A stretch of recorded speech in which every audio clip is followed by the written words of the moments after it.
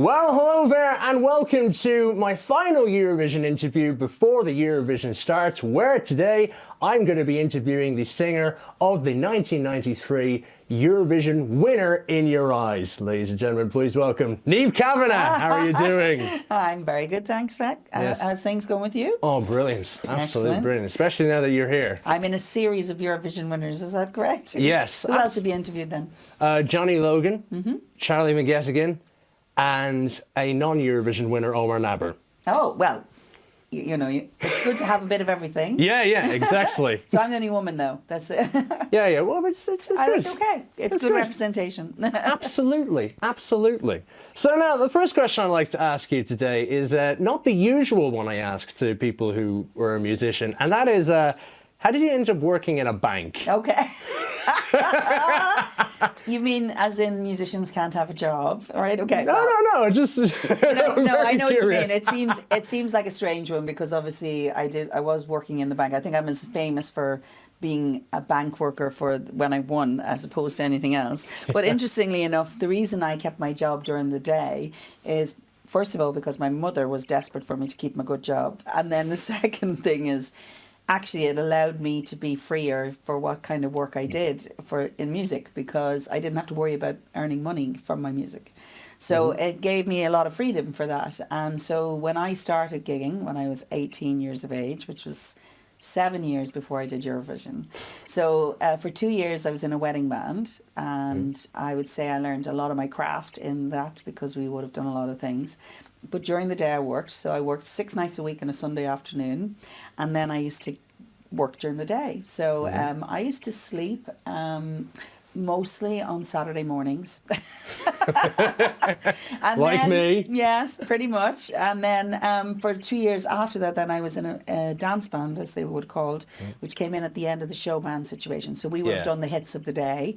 And basically, I did that for 2 years, and I was gigging down the country mostly for 4-5 nights a week, plus working during the day. And I was mostly temporary, and most of the things I did, I worked in Aer Lingus in check-in. Oh, I didn't know that. I did when I was about 18 years of age when I worked in Aer Lingus for the summer, and myself and Ardlo Hanlon worked in the same summer for the whole year.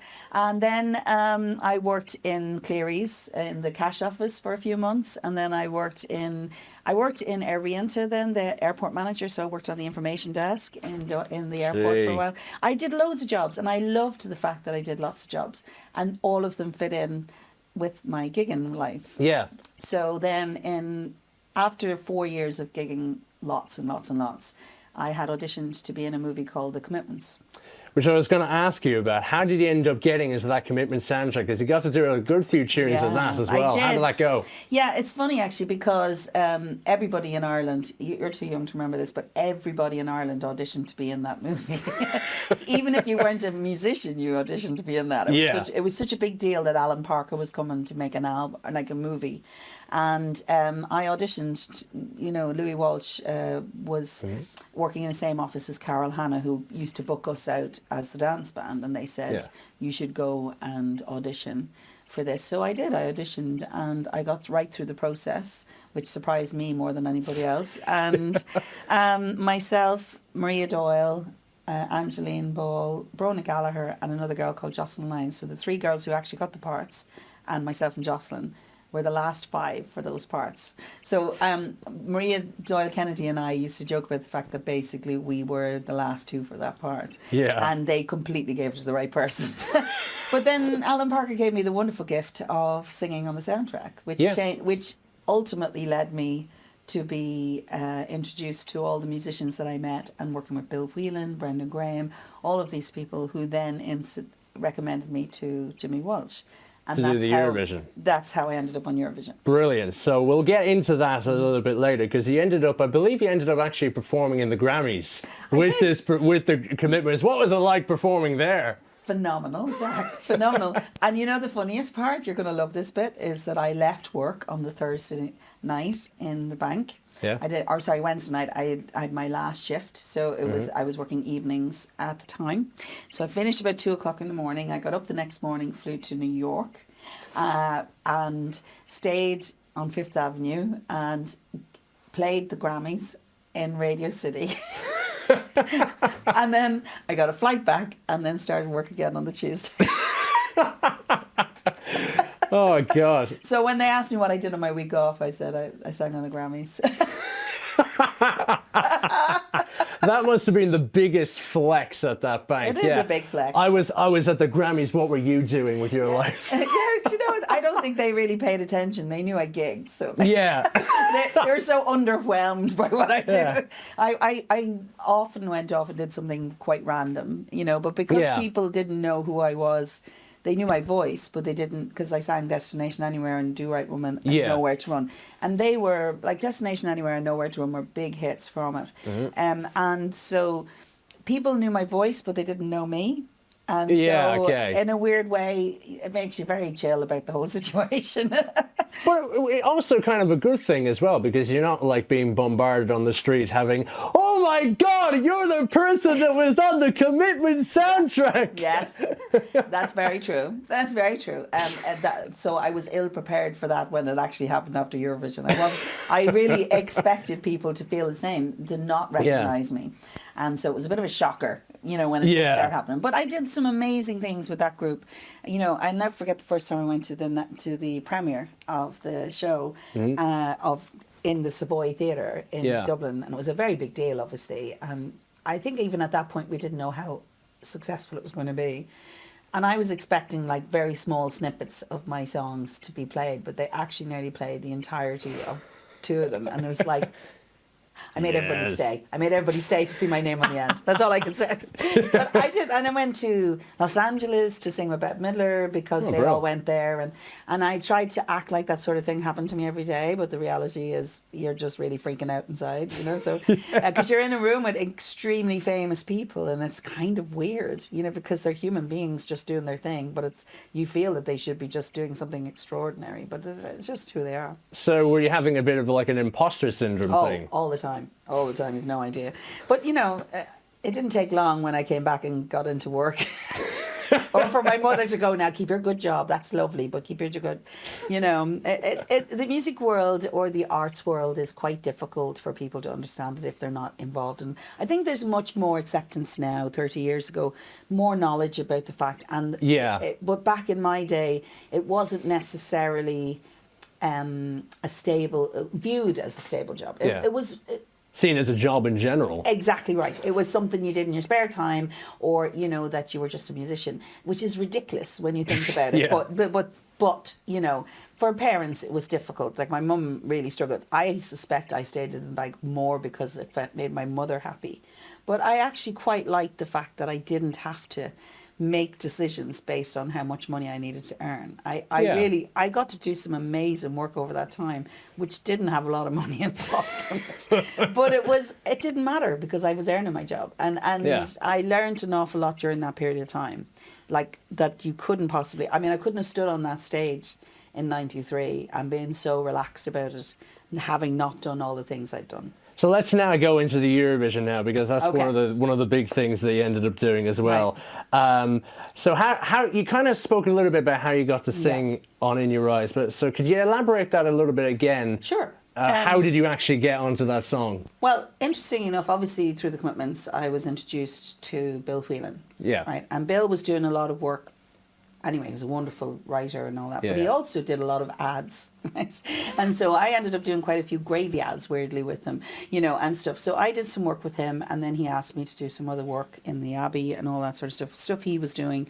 And anything he asked me to do, I did, because I loved working with him. He was a magnificent musician, composer, just a wonderful person.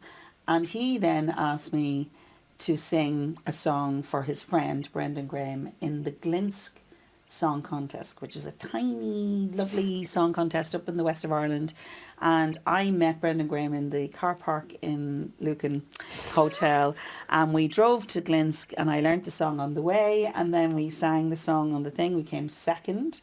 Nice. And then we drove back laughing all the way home, thinking this was hilarious. But we became great friends on that journey.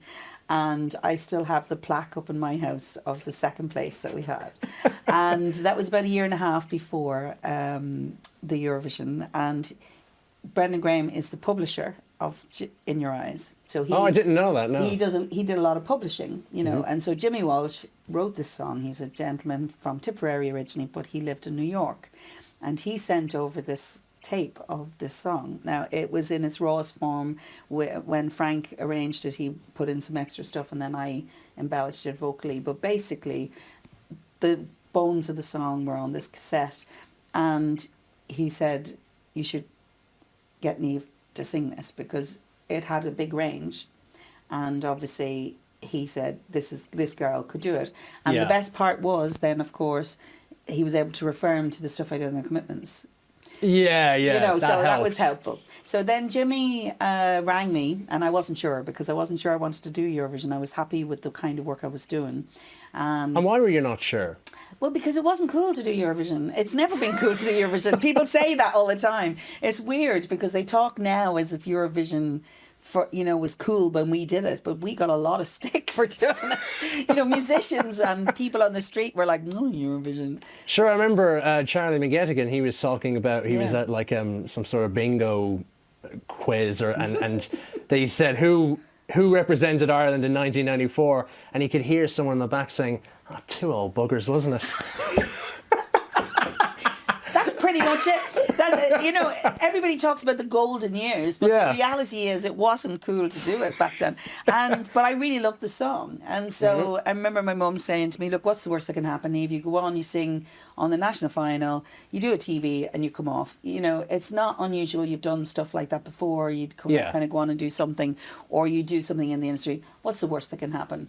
Little did I know what was going to happen, but anyway, and so I only agreed to do it over the Christmas. Jimmy had rung me, and he said, and he made a really valid point. He says, "You can make this anything you want, Niamh.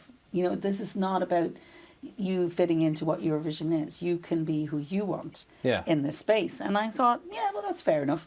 So I said yes, and then we went to the press launch, because they have a press launch, and they say back then, and at this press launch they drew out the order of people to appear on. Back then you would have done Kenny Live, which was the Saturday night entertainment, it's like the Late on a Saturday, and they did them for 8 weeks up until the actual national final. So a new song was shown every week.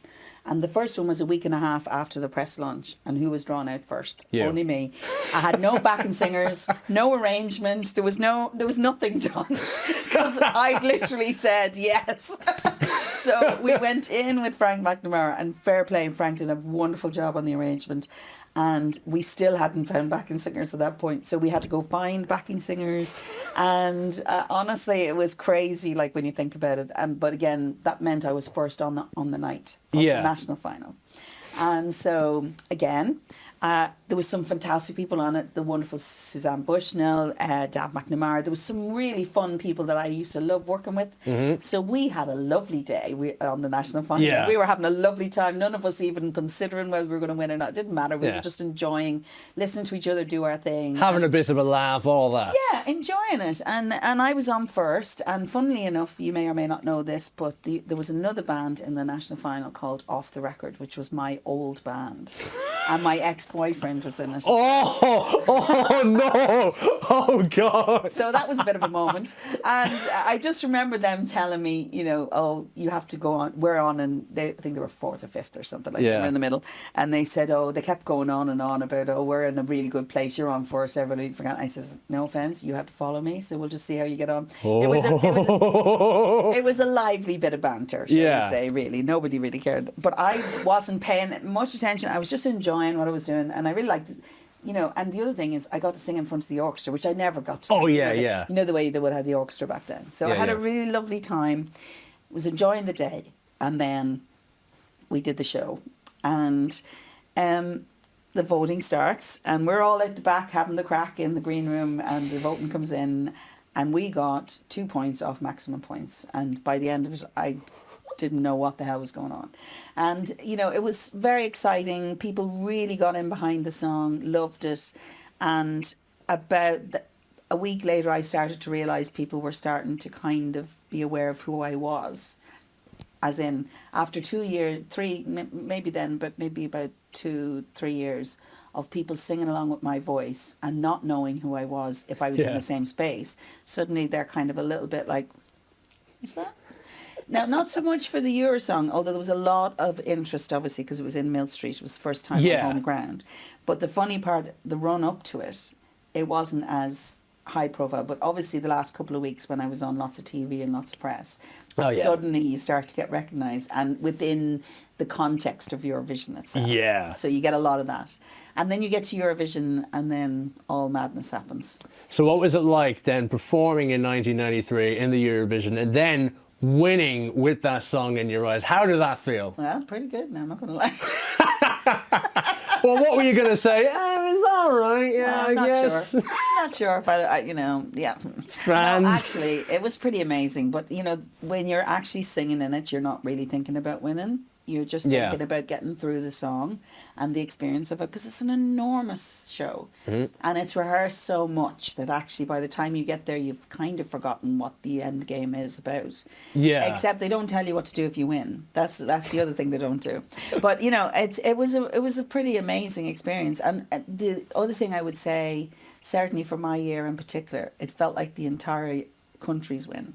Yeah. Because it was held for the first time ever in a tiny place outside of the cities. Mostly Eurovision's held in cities. And so this was in a tiny town. And there was a lot of logistics, and they had a lot of work to do to make it work. Because wasn't it like some little silly barn or something, like something bad like that? It was a horse jumping arena. It was very successful, very successful. Ran shows, like shows every year, horse jumping shows, but they had to drop the floor in order to accommodate the size of the stage. They had to put all the infrastructure in so people could physically get there. They also had to upgrade all of the electrics, all of the optics. God.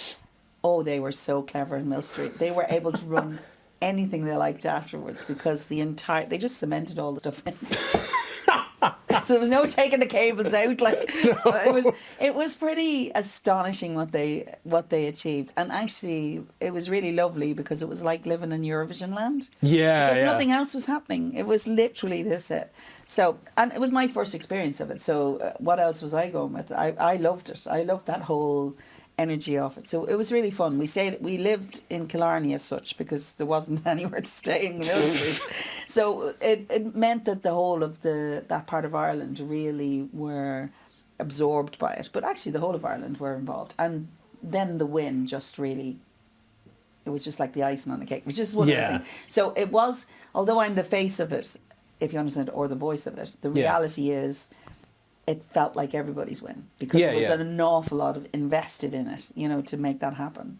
So, including the songwriter and everything. And all absolutely that. Everything about it. And In Your Eyes, nobody would record it, right? Because we'd won the year before, and none of the record companies wanted to record it. None of them. And so I had to myself, Brenda Graham, who was the publisher, and Jimmy Walsh, who was the writer. We paid to have it recorded. So we went to Frank McNamara, we worked out the thing, and we all paid a few bob towards it, to print 250 copies to bring to Eurovision. Because everybody was bringing cassettes and CDs to Eurovision. Yeah, exactly. Even from then, right? Yeah. And so there are 250 copies of Ireland's entry to Mill Street. Yeah. And then after that, the biggest selling single for 10 years in Ireland, In Your Eyes was. Gee. After that. Was Ireland's winner, obviously, but it was. Do you understand what I mean? We then sold it to Arista in London, but the point is, we literally had to press our own. That's why the B-side is the backing track, because we didn't have anything else. I was like, what are we going to do? We'll just stick a backing track on. That'll do. Because back then you had to have a B-side. Oh yeah. Especially if it was a little vinyl thing. Yes, oh, I have them. And we got permission from Peter from RT. He was a gorgeous man. He was the press photographer, and he let me use the photograph for that. I mean, people were so invested in that as a kind of a endeavour. And so In Your Eyes was pretty amazing, that Absolutely. and it charted in the UK charts for 3 weeks. It was in the top was in the top 30 for 3 weeks, which is unheard of for Eurovision winners. Except Johnny Logan's Hold Me Now was the last one. Yeah. obviously their UK entries like Gina G and all that, they all chart. Yeah, but, yeah. But for a winner to chart, it took a long time before that actually happened. So that surprised me. Yeah. You know, because I wasn't expecting that, and I just had the best year. I really did. I had a wonderful time. I travelled all over Europe, and I took a break from the bank for a year. Took a break. I took a career break. Yeah, but actually, yeah, it was pretty astonishing. Yeah, yeah. And then he ended up doing 2 albums as well. One called Flying Blind Right. and another called Together Alone. Yeah. What was it like working on those 2 albums? Because I know the second one was a bit duetty at parts. Yes, of well, it. the reason for that is, well, first of all, Flying Blind is a great story. Flying Blind, the song, is actually written by Bill Whelan, right? So nice. there's a good variety of stuff. He originally wrote it for the Riverdance show, but it never fit in it. And Yeah. so he'd asked me to demo it ages ago, and we loved it. And he said, I can't really hear anyone else singing that song. So I recorded it for the album. But I was in Nashville recording with John Jennings, who used to produce Mary Shaping Carpenter and all this. So I spent a very surreal year in '94, you know, when the lads won and all that. Yeah, yeah. I was actually having a lovely time in America recording and trying to act like this sort of thing happens to me every day, right? So I was having a lovely time. And I recorded this great album, and then it was a mix of Irish writers and, you know, American writers or English writers, whatever. Just got these great songs. And then the MD in Arista changed. So, in other words, it's a common problem in the record industry where people kind of move around. So, eventually, they delay the releases. That's what they do. And then they re-recorded a lot of it because it was too American. They sent me to America, but then they said it was too American. Don't even talk to me about that. Anyway, so the point is, Flying Blind is a great album. I love it. The songs are brilliant in it. We had a really fantastic time. But that really kind of escaped rather than was released. And that's the problem sometimes. Yeah. Unless you have an actual proper campaign, it sometimes doesn't really work out. But that's okay. Yeah. And then so it's a good few years later before I did Together Alone, which I did with a guy called Jerry Carney, who was a singer-songwriter from here. So at that point, I'd left Aris Records. They kept me on their label for about 4 or 5 years, because they kept saying, you're the best voice we have, which is very nice, but unfortunately They weren't doing anything. No, they kept paying me, and eventually they just said, look, you know, we're going to, we really want you to stay on the album. Yet another group of people took over the thing. They were called the Rhythm Kings or some such thing, and they said, we really love your voice. We think you're the best that we can have. Yeah. So we want you to stay on the label. We want you to record some stuff. And I said, okay. He said, we feel Flying Blind is a natural second or third album. I said, okay, fair enough. And he said, but we wanted to do demos. And I went, you're not doing me any favours. I've been here a long time. If you need me to do demos, you don't need me on this label. So I would rather you just let me go, which is what they did. Yeah, yeah. And I asked them to do that because I was now, I suppose, crippled by it, because I didn't know, I couldn't do one thing or another. Yeah, yeah. You know, I couldn't, because I was signed, but I couldn't record anything. And at the same time, I couldn't define who I was. So that was a problem. They were holding you back. Exactly. So I started doing some recordings at home, and then one of the guys who was going to fund an album asked me, would I do an album with Jerry Carney in order to allow him to get some exposure, but also he was doing quite well. There's a couple of nice songs he'd written. Yeah. And he said, what we'll do is we'll do two duets, and then you can do some tracks, he does some tracks, and then we'll fund your next album. And I said, well, okay then. You know, because I got to record some nice music on it, and, you know, with musicians that I loved, and we did that up in the north in a place called Homestead in Randallstown. And then there was a redo of In Your Eyes, which was a very different version, but very nice as well. The reason I did that was because people talk about the hysterics and In Your Eyes all the time, and I'm talking about the high notes at the end. They're it's a brilliant arrangement, no doubt about it. It's fantastic, and it's iconic in its moment, and it's very uplifting. But actually, In Your Eyes as a song is magnificent. And so for me, I re-recorded it in order to show the quality of the song, but also because then it meant if I was doing it live and acoustically, it was easy for me to do it. Yeah, exactly. Because to do the hysterics, you really need the whole of the orchestra and about 20 backing singers to get you up there, right? No, but you know what I mean? Sometimes I just sing it with me and a guitar, and so therefore it's important that I can do it a stripped back version, but the song is equally as good in a different way. And so, so there's that element. So that's why I re-recorded it as a kind of as an homage, but to it. But so that's the progression of those. And I do record occasionally. I do other things, but mostly what I do now is live work and then other projects. So, but I am now in my 50s considering what I'm going to record next, which is the big thing. Yeah. All right. Because I have to define who I am the next 20 years. Exactly, yes. You also got to work with Secret Garden as well on a song called Simply You. What was that like? Okay, the reason that happened, there's a really good story behind that. Brendan had written some lyrics to a lot of their instrumental, because they had a kind of a set album that was very successful of these pieces, and so what they did was they put words to it. That's why they call it Inside I'm Singing, is the name of the album. And so they needed someone to demo the songs. So myself and I think Brian Kennedy did about I did about 5 or 6 songs, and then Brian Kennedy did the female male kind of songs. Yeah. And so they came back to me again, and Simply You was one, and he said we keep trying to get other people to record this, but actually we can't hear anybody else singing it. So we would love you to sing it. And I don't know how true that was. I don't care. I was delighted to go in and sing it. And, the best part is Barbra Streisand's on that album. Oh. So I am on an album with Barbra Streisand. She doesn't know. She doesn't care. But I care. Yeah. That I am on an album with Barbra Streisand. It's a big flex for you. Hello. There you go. I'm also on with The Secret Garden, which I love. I love Fionnuala, because they won the year between... between Paul and Charlie and Emer. Oh, yeah. Right. So my argument is we didn't just win 3 years in a row. Technically, we won 5 years in a row because there was an Irish girl who won in 1995. Yeah, I remember Eamon Toll represented Eurovision in 2000. He was telling me that once. We won it 5 times in a row. 5 times in a row. There was Irish people involved in that situation. Never underestimate the chance that we will take the kudos wherever we can get them. Absolutely. Yeah. But a funny thing is, myself, Paul and Charlie and Linda quite often do gigs together because we are like the triptych. I always say I'm the meat and the sandwich because obviously they were on either side of me, but it's really lovely for the 4 of us because we always enjoy working together. I mean, all of us, we all get on very well, actually, all the winners. I think I sometimes joke about the fact that we all live in the same house, which we don't. Just in case. No point in stalking us, we're not in the same house. No. But it is kind of a lovely place.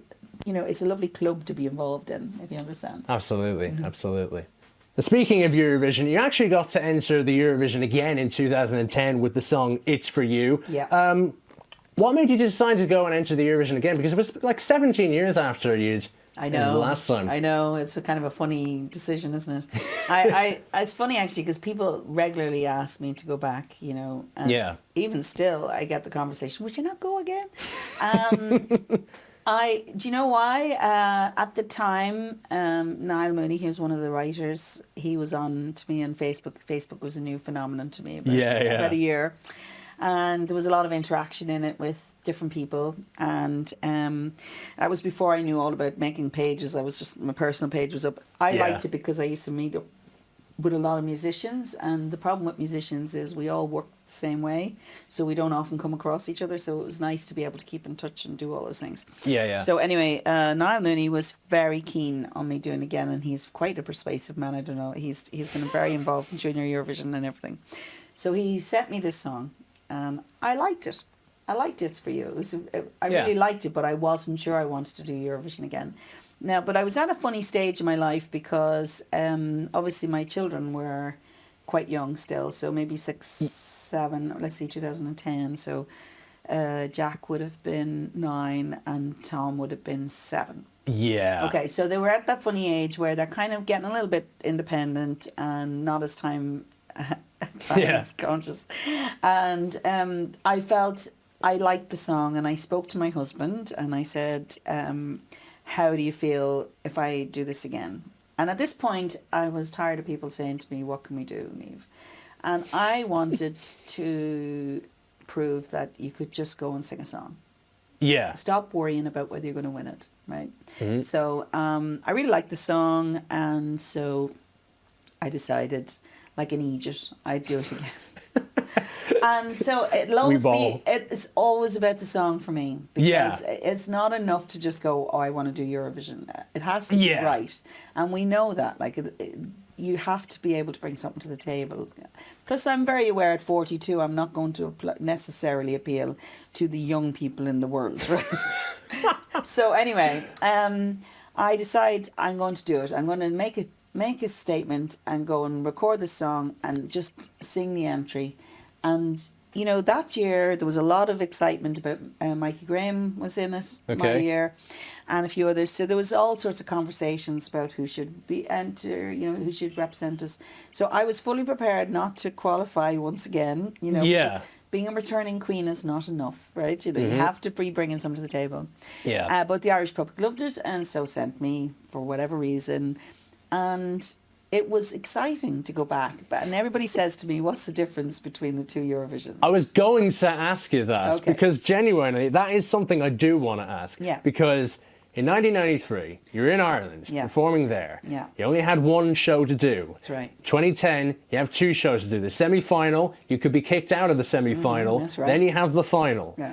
Then you have the televote as well, along with the jury vote in Very 2010. different, yeah. Not in 1993. No, but we did have a televote technically. Oh, did we? In Well, 93? we had a jury vote out in the counties, which Right. was based on that, and there was an element of televote. But actually, that was in the national final, not in the final. Oh, right, Right. okay. But also in 93 was the first year that they went to 25 countries in the final. So, but it was only a week long. So basically, I arrived in Mill Street on the Monday, Killarney, whatever. I arrived down for Eurovision on the Monday, and the contest was on the Saturday night. Yeah. So you do your 2 rehearsals, and then you do your 3 dress rehearsals, and then your show. Yeah. You know, your Friday and Saturday are basically set up to do the show. You literally do that show 4 times. And you think that that's not hard, but when you're only doing 3 minutes, but actually you physically go through the whole preparation, and you're physically there for 3 hours preparing for one song in the middle. It's quite difficult. It is a difficult thing not to peak too early, not to do, not to use up all your energy in it. Yeah. And, because it has to be practiced, right? Yep. Plus, there's a lot of parties. I'm just going to tell you. Oh, that, yeah. right? So, 1993, that's the way it was. 2010, it's nearly 2 weeks long. And plus, the other thing in 2010 was the ash cloud was part of it. Oh, yeah. Right, so now there was an added extra that we weren't sure we were actually going to physically make it to Norway or to Sweden. Sorry, it was Norway. So, we didn't know physically that we would make it because the ash cloud was, basically saying people can't fly. Right? Yeah. And that was happening a lot. We forget about that now because we've had COVID and everything to kind of distract us from that situation. But that was the main concern. And it was all happening around that time. And so myself and the head of the delegation had to leave quite much earlier than we were expecting. And literally, we went across land, basically, for some of it. And we were prepared to go across land all the way. We thought we would have to drive from Brussels all the way up into Norway. Into Oslo. Because if you miss your first rehearsal, there is no chance of you rescheduling. Because there isn't time. Yeah. There's 41 countries at that point. Yeah. So that's a lot of countries to get rehearsed for the semi-finals. Yeah. And then obviously they can't be rehearsing anything else during the semi-finals. So there's 4 days where the shows happen. So we were on the Thursday night. So I did that show 8 times in a row. Because you do your 3 dress rehearsals for the semi-final and then your semi-final. And because we did that, then we were straight in the next day to do the 2 semi-finals on the Friday, the semi-final on the afternoon, and then the actual show on the night. So by the time I performed on the night, I had done that show 8 times. Oh, God almighty. Somebody said to me, what's the difference between it? And I said, it's longer. And I was 17 years older, so I wasn't 25 bouncing around the place. I was like, lads, this is like a wreck. But Oslo was phenomenal. I got to go up to the Arctic Circle. I had a wonderful time. I got to do dog sledding. I did everything. If they offered it to me, I did it. It was so fun. And the other thing that was really fantastic about it was the spirit is the same. Yeah. Right. You know, Eurovision is about everybody. You start off and you want people to win, and then by the end of it, you want everyone to win because you live in it. Mm-hmm. And the energy of it is amazing. So actually, it wasn't much different. There was just more people to know.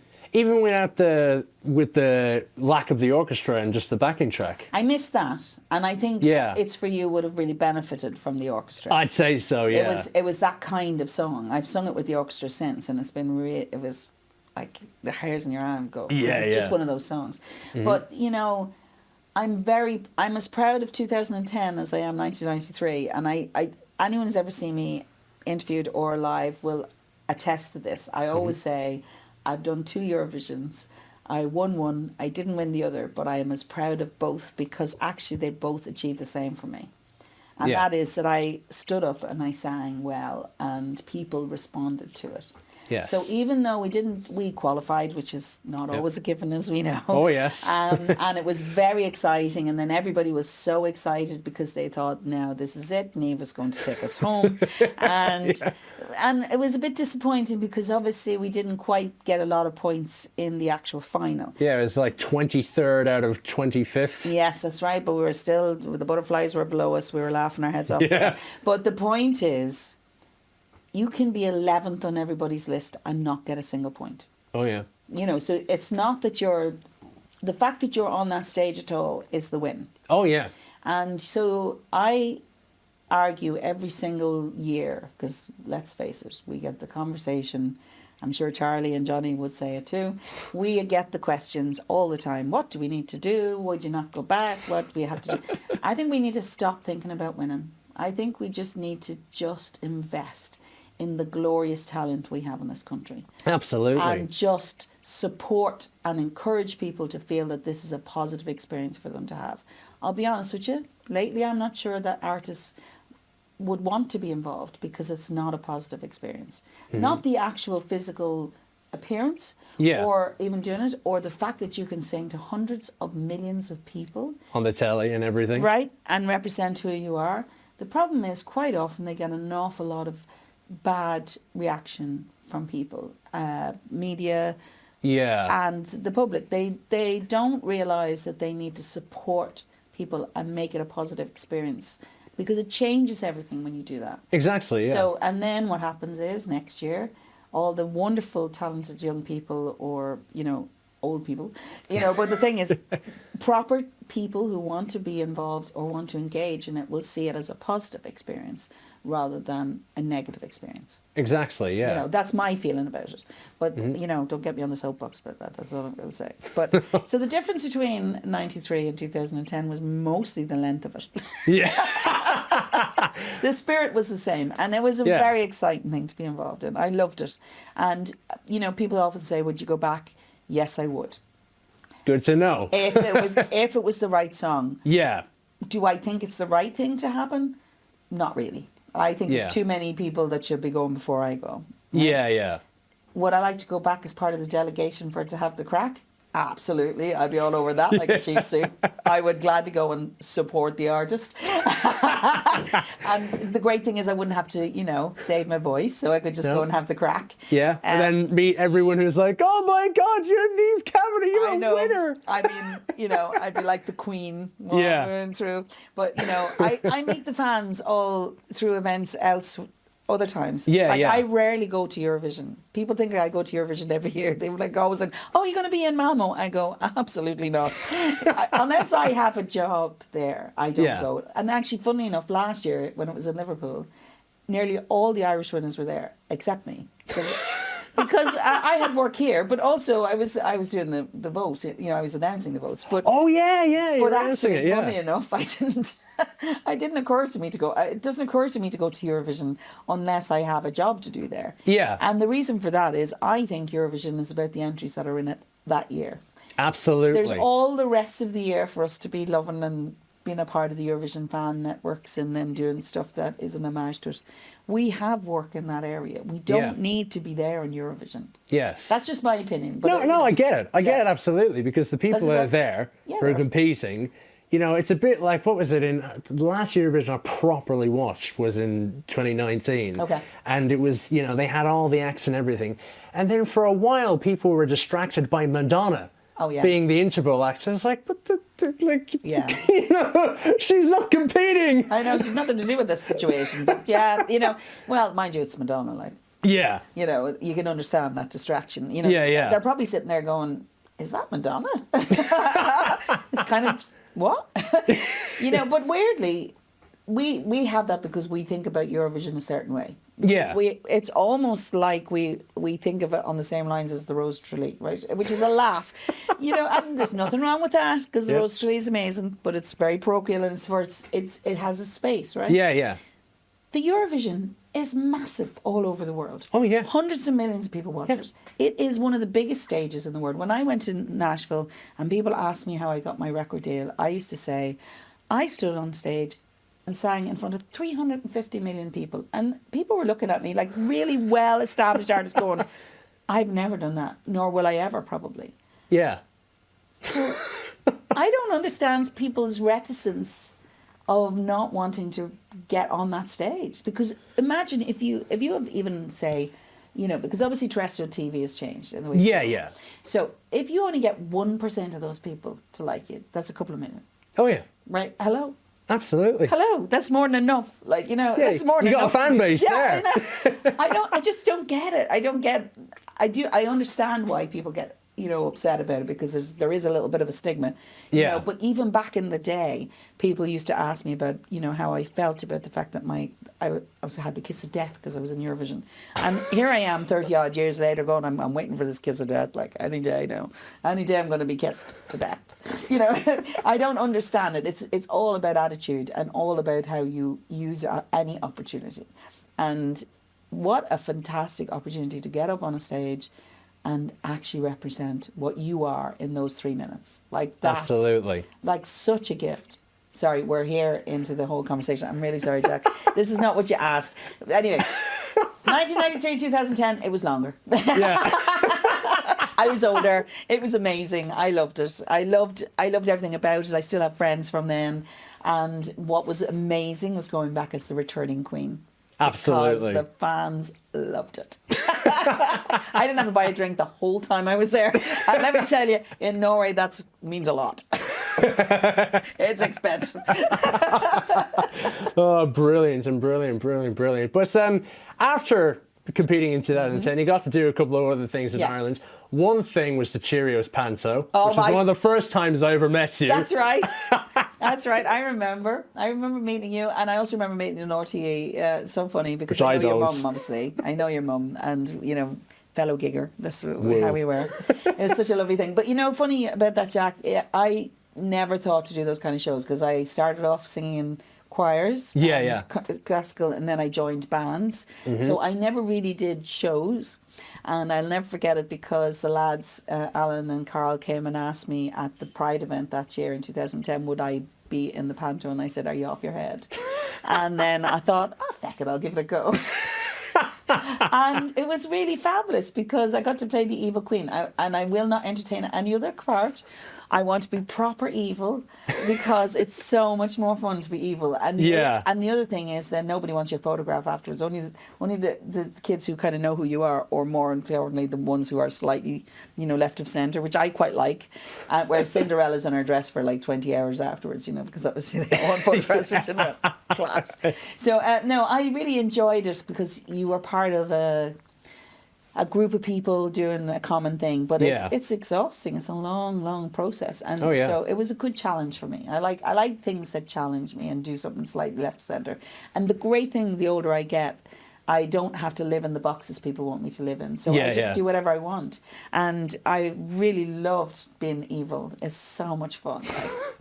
How does it feel being like an evil character? Because I know when I'm doing acting every now and again, the evil ones are so funny. It's so much. They're so funny. So much better. So much more fun. I just weirdly, despite the fact that I'm a lovely person and a national treasure, the truth is, I am actually quite evil inside, and it allows me to pull that thing outside.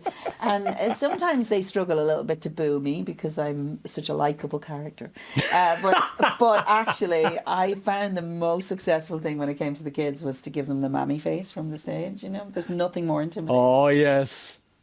There was a teenager, young teenager. Yeah. Obviously forced to come to this Panto, and she was in the front row and she was on her phone, one particular one, and I was mid scene and I looked down and there she was, and I just looked at her, and she was like, just put the phone away. Yeah, never underestimate the mammy stare. I love the experience, and it really. Do you know what's even better though? In a weird way, it helped my stagecraft after that. Yeah, because it's a lot of fourth wall breaking they have to do for the Pantos. I wasn't allowed to break the fourth wall. Really? No, because there were certain in the Cheerios Panto. They're very serious. The evil queen the evil queen and the princess cannot break the fourth wall. It's just their rule. Interesting. I think the reason for that is to keep the mystery of it, But I have always been incredibly interactive as a performer. Right? Yeah. I think if you're not going home with more than you get off a CD, you are not at my gig, right?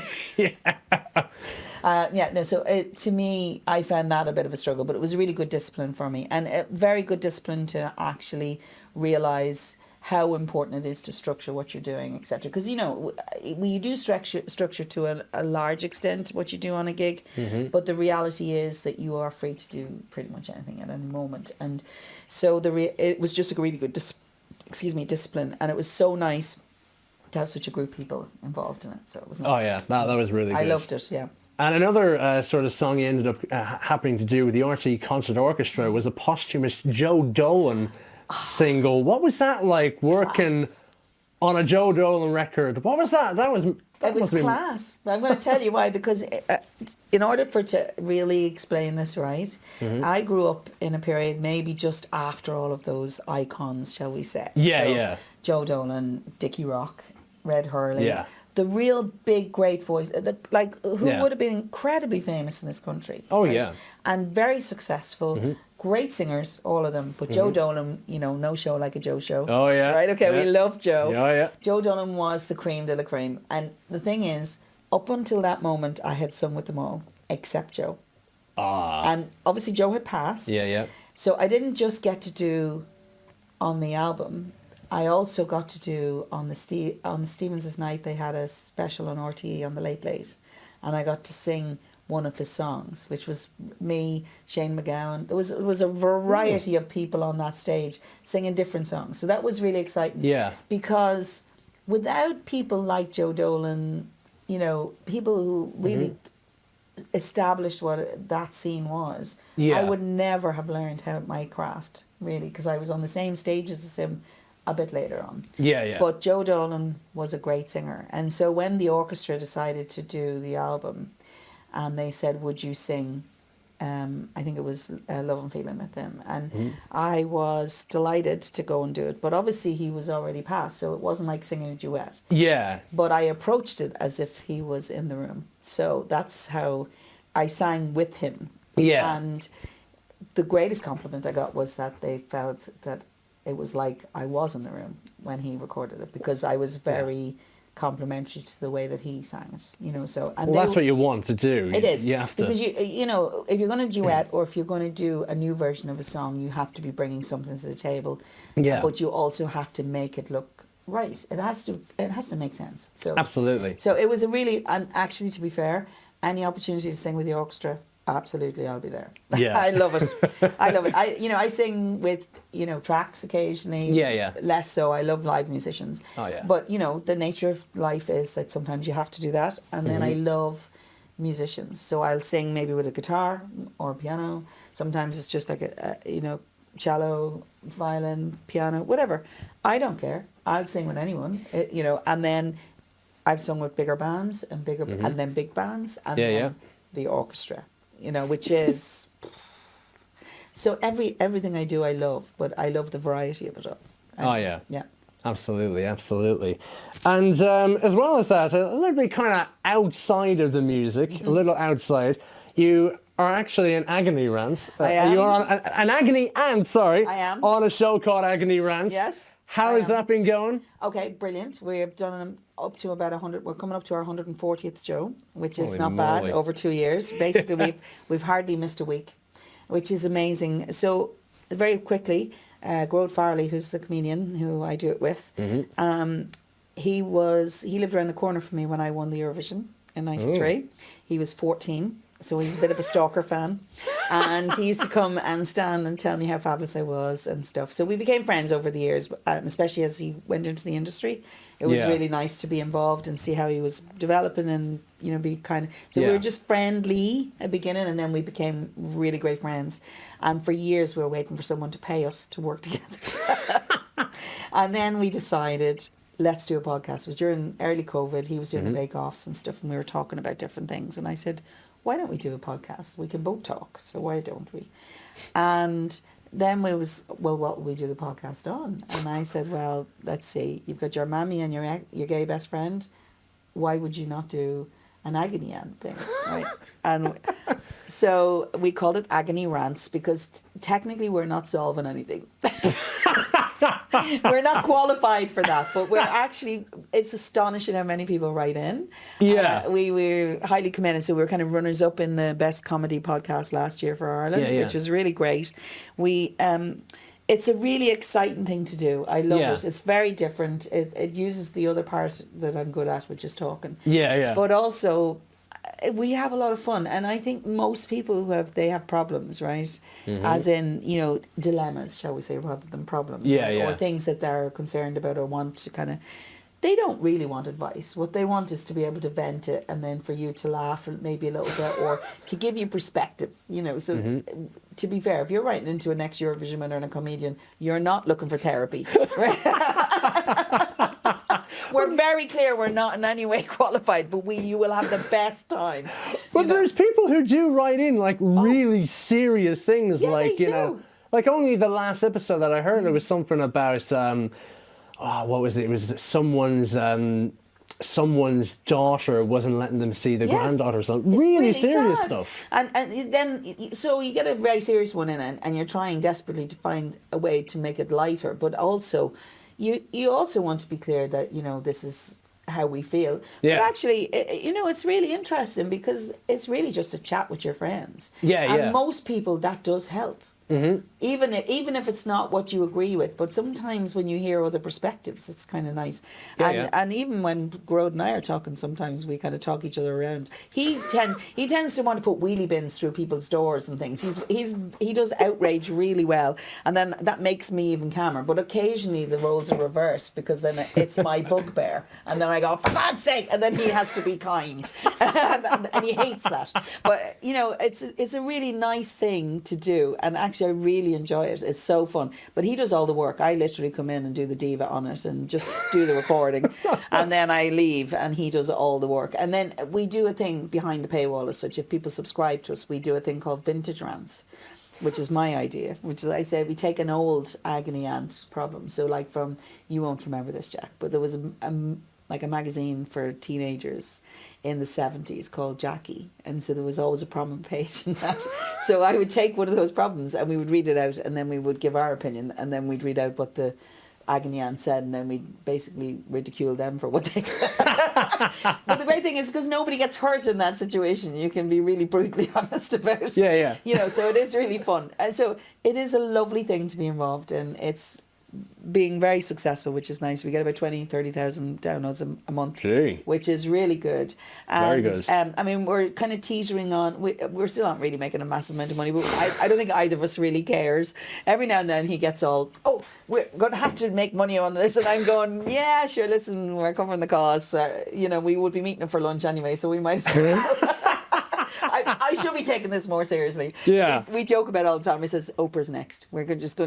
Next thing will be on Oprah. Well, maybe what you could do, this is something I suggested to Martin King about his podcast he does with his wife. I love Martin. Lovely man. Shout out to Martin. But in any way, he does a podcast with his wife, and they just talk about stuff that they do together as a husband and a wife and all that. And I suggested to him maybe bring it out on an actual tour where people go and do it. Would you do the same for that? I would love to bring it out live. Gearoid is much more guarded in that situation. Because he likes to prepare. Yeah. I'm actually very comfortable with people just bringing me stuff and responding. Yeah. I'm actually used to being on the hoof because I've been interviewed for 30 odd years. And so anything can happen in an interview, right? Oh, yeah. And generally speaking, I'm very good at navigating it where it doesn't need to be going, right? And stuff. Yeah, I've learned that. Exactly. So from my point of view, I'd love to do a live tour. And I have enough faith in it as a format that people would enjoy being in the room while this conversation would happen. And also, we're both used to being on stage, so we could involve people, which would be really nice. I'd love to do it live. Oh yeah, that'd be absolutely love brilliant. to do it. It'd be That'd really be so brilliant. fun. But you know, he's touring a lot as well. To be fair, getting our diaries together might be the problem. But he's so successful now. I'm so proud of him. Like, he's flying it. He's every time I see him, he's over with Sarah Millican or he's with Joanne McNally. He's he just tours all, and his own tour. He's about to go back to Edinburgh, and his nerves are shot, like, because he's writing a new show, and that's always quite traumatic. Well, for an old hand like me, I'm very chill about those situations. I just know that, things happen, so you can still enjoy it. So I love podcasting. It's really fun. Oh yeah, absolutely. And certainly a thing that happened in your life was working at Tesco. Yes. What was that like, working at the old Tesco there? What was that like? Fab. Well, the reason I did it was when COVID was announced, obviously when Leo stood on the steps, and then the next thing, Boris wasn't too far behind him. I live up the UK, so basically in the north of Ireland. So but my work is all over Ireland and all over Europe. And essentially, I saw my entire year's work disappearing. Because the arts were always going to be the longest coming back. Oh, yeah. For all that they talked about. Everything was cancelled immediately. Yeah. Nothing. And I don't do well doing nothing. I'm going to tell you that. I don't do well. I probably I wouldn't have survived it. That's the truth. Well, somebody wouldn't have survived it. Somebody would have been dead in my house. I don't know who it would have been. Anyway, so my husband, he was able to work from home. Eldest son was doing his A-levels or whatever, so he was busy. Younger son was doing his GCSEs or just his first year of A-levels, so that was okay. He came in and he said, Tesco are looking for people up the road. I'm going to apply. And so he applied, and I thought, I think I'll apply. Right? So, I don't know. Have you done your CV up, Jack? Are you I did a CV up for radio stations, but that's about it. Okay, so I haven't done a CV in over 30 years because I've done biographies, which is a different thing. But I haven't done a CV. It is very interesting to be very successfully self-employed as a musician for 30 odd years and realise it qualifies you for feck all. And you're in a very successful situation. You're business management, very customer facing. But I think they interviewed me out of interest based on my CV because I put everything on it. I put Celebrity MasterChef, I put the Eurovision, I put everything on it. I threw the kitchen sink on it because I had to explain why I'd done nothing for 30 years, as it seemed. So they interviewed me. I have no doubt because they couldn't believe that somebody just randomly put the CV in. So I went on for my interview on the Thursday. I'll never forget it. I went on the Thursday. My son was interviewed in the morning. I was interviewed in the afternoon.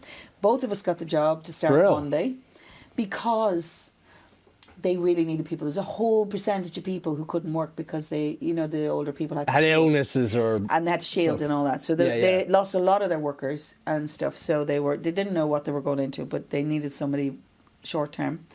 And so I started work on the Monday morning. Paul, my son and I were in the same induction meeting, and he was trying to pretend he didn't know me because I'm known as Kavanagh, but he's a McGahey. That's my married name. So he was really like, and he's blonde with blue eyes. So there was like he was really acting like he did not know me.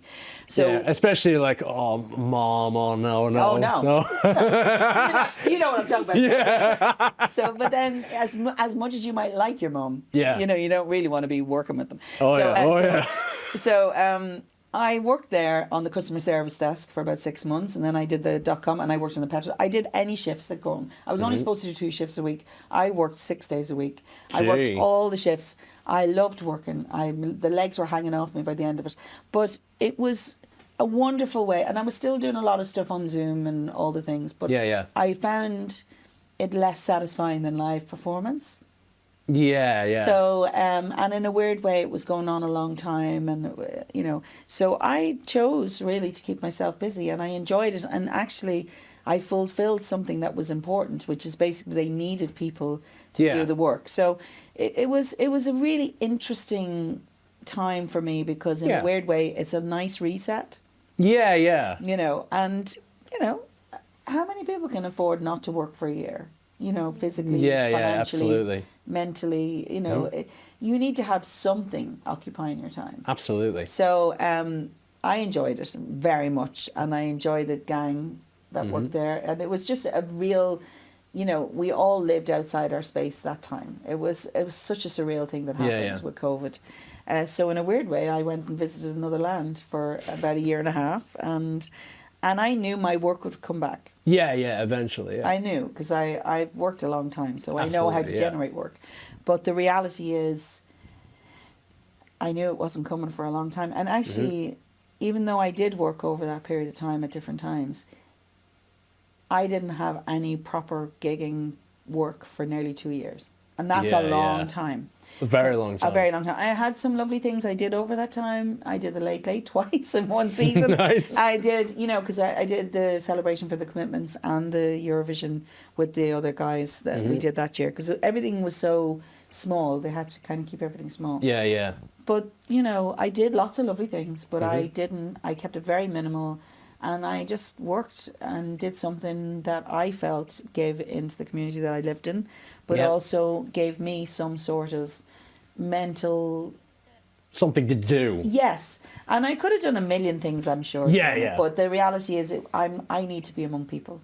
I've spent 30 odd years of my life among people. So as much as I like my own company, and I do, the thing is I need to be among people. And when you were among people, was there anyone who kind of came in and went, wait a second, this is the Eurovision winner working at me local Tesco, what? I know. They loved us, Jack. They said, aren't you the singer? And I was going, yeah. And they said, what are you doing there? I said, well, there's not a lot of singing going on now. And they kind of got that. I mean, once they kind of got over the initial... Huh? But, but it was okay. I had no problem with that. I mean, I didn't want to become the poster child for it. That's not why I did it. But I did it because I enjoyed being busy. And actually, I really enjoyed the experience. I had a lovely time. But then it's easy to have a lovely time when you're visiting. Yeah. It wasn't the rest of my life or anything. But I loved it. I really enjoyed the whole experience. And so I'm very proud of that time. And for a good year, my son was also working with me, and it took him a good 3 months. He held off people actually knowing that we were mother and son. We worked different shifts. We weren't on the same thing. We're in different spaces in the shop, which was helpful. It's a big shop, Tesco, sometimes, Yeah. Very good. Very good. Well, as they say, every little helps. Every little helps. That's right. Now, we're coming practically now to the very end of the interview now. So I thought I'd just ask you just one little last question, and that is there any sort of future work that you're going to be doing? Any new album or anything? It's been a while since your last album. A long time. Funny, I intended to record maybe 5-6 years ago, and 6-7 years ago, I started thinking about what I really wanted to record. And I started, the plan, and then I had to have my thyroid out, which meant that I had to retrain vocally. Because all the vocal cords were stretched. And also, there was a 20% chance I would lose the ability to change pitch. So there was a lot going on. So fortunately, the operation was successful, and apparently I woke up singing scales. So I think I was just trying to make sure that I could change pitch. I didn't mind if I didn't have. So I took a while to so I wasn't going to record while that was happening. Oh, absolutely not. So then I got to that point and I was going, great now. And my husband and I were going out doing these lovely concerts called Date Night, which was just a celebration of the 37 years. And I had a couple of new songs in that. And we were really doing well in that in theatres. And then he had a stroke. And so then your focus has to go back into family. Absolutely. So fortunately he has aphasia, and so there was management of that for a year. So there was no point in me going to do anything beyond that, because at the end of the day, no matter what it is you do in your life, if you are absent from your family, then what is the point? Absolutely. Okay. Especially at those times. Yeah. It's a choice I've always made. you know, Yeah. and that's it. And I'm Family very, first. Yeah, and I've been very supported all my life by my wonderful husband, who actively encourages me to go out. I used to think it's because he loved me as a singer. I think it's probably because he likes his own time. But anyway, but you know, the thing is, it's, you know, he's actively encouraged me, and although he plays with me sometimes because he is a musician also, he doesn't play with me all the time. So it's nice. Yeah. We have a nice balance about that. So then that put that on the burner. So then we were kind of just about re-emerging into that. And I said, well, that's great. He's in a good space. So now I'm going to record this stuff. And then COVID happened. Oh. Right. So now here we are, a couple of years. And then kind of the end of COVID then now leads into my 30th anniversary. And I thought, I don't want this to be about Eurovision rehash, what I do next. Yeah. Do you understand me? Absolutely. Right? Absolutely. So what I want is what I'm going to be for the next 10, 20 years, please God. You know, so I have some songs which I'm going to go and record, but then you have to think financially, physically, when are you going to do that? So COVID was a bit of a dodgy time. Yep. I had funding last year to record, and then I got COVID and I was quite sick. This is just before 2023. So I returned the funding and said, when I'm ready, I'll come back for it, because Yeah, exactly. I'm not going to record if my voice isn't where I want it to be. No. So then, of course, last year was crazy busy. All about the anniversary. Yeah. And I allowed that. I thought, get that done. So this year, Paul and Charlie are doing all the hard work. We're going to let them do all the heavy lifting. And I'm now concentrating on recording. So I have some stuff that I'm recording. The podcast is going very well. I have new concerts organised. I've been involved in a project called the Mobile Music Machine, where I go in and do some care concerts, which I really love. Brilliant. I'm constantly doing new things and meeting new musicians. And the wonderful thing is, now I'm 56, I feel very freed of worrying about what I should or shouldn't do. Yeah. I constantly do work that means something to me. Absolutely. So, yeah, it's kind of... And also trying to record in today's society slightly different to old school. You didn't just record an album. It's different the way you produce things. Yeah. And so that makes it easier in some ways, but also more difficult. Yeah. You know, so it's just a new way to do it. And I'm 38 years gigging this year. Brilliant. So 38 years, music industry has changed hugely, but also stays the same, which is lovely. So I still love it, and I think I attribute that because I make those choices. Absolutely. Well, great to hear that you're recording new music soon. And with that, I think we'll leave it there, Niamh. We will. Thank you very much for coming on. Any last things you'd like to say? And would you like to plug in the old socials? Oh my God, I am a disaster in the show socials. I'm always getting a lot of grief from the road. I love the socials. I'm on Insta. I'm on Twitter, but I don't know, X or whatever. I don't really engage because it's a bit hateful. And and I'm old school, so there's Facebook as well. But I actually am a bit pants at it. And I every time I say I'm going to be good now, I'm going to do that. I haven't done the TikTok yet, but I might not bother now that Biden's, they're going to get rid of it. They're cancelled. So maybe I'll just wait for whatever the new platform is. But, to be honest, socials are great. But I remember a time when it was somebody else's job to do all that work. Yeah. So, and I think I'm a very normal person. So I think I'm not sure people are that interested in what I do day to day. But I always feel like this, if they've watched right up to the very end of this interview, they absolutely are. Okay. I know, I'm very chatty. I'm really sorry. No bother. Anyways, with that, you can follow me simply on my YouTube channel, Jack Lucas Caffrey. I'm also available on Facebook and Instagram, where I'll be posting highlights of all the interviews I've done. Maybe there might be another Eurovision interview on the channel in the future, but for now, this will be the last one, and a great one to finish off with. So with that, Niamh Kavanagh, thank you very much for coming on. You're very welcome, Jack. And I'll speak to you soon.